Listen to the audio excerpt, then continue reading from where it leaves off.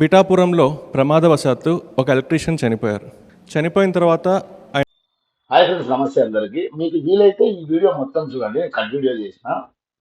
ఒక ఎలక్ట్రీషియన్ చనిపోతే పిఠాపురంలో ఎందువల్ల చనిపోయిండు, ఎక్కడుంది లోపం అని చెప్పి ఎలక్ట్రీషియన్స్ గ్లౌస్ అంటే కిట్ ఉంటుంది కదా, అంటే షాక్ కొట్టకుండా అట్లా 300 మందిని మొత్తం సెలెక్ట్ చేసి వాళ్ళందరికీ ఆయన పైసలు ఇచ్చిందయ్యా. అంటే ఒక ఎలక్ట్రీషియన్ చనిపోతే ఎంత బాగా తీసుకున్నారు. ఒకవాడైతే కొంతమంది అయితే కారు కింద మనుషులు పెడిపోయిన పక్కన వారి దగ్గర నిద్రపోతున్నారు మహానుభావులు, పేర్లు ఎందుకులే కానీ. ఒక ఎలక్ట్రీషియన్ చనిపోతే ఇంకొకటి చావద్దు పిఠాపురంలో కానీ ఎక్కడ కానీ అని చెప్పి కలెక్టర్కి పిలిపించి ఆ సంబంధిత శాఖను అందరికి పిలిపించి ఇచ్చిండు మన పవన్ కళ్యాణ్ సార్. లేదు మనం కార్యాలయం తొక్కిస్తాం, మేము వెళ్ళిపోతాం, అది కాదు కదా నాయకుడి లక్షణం.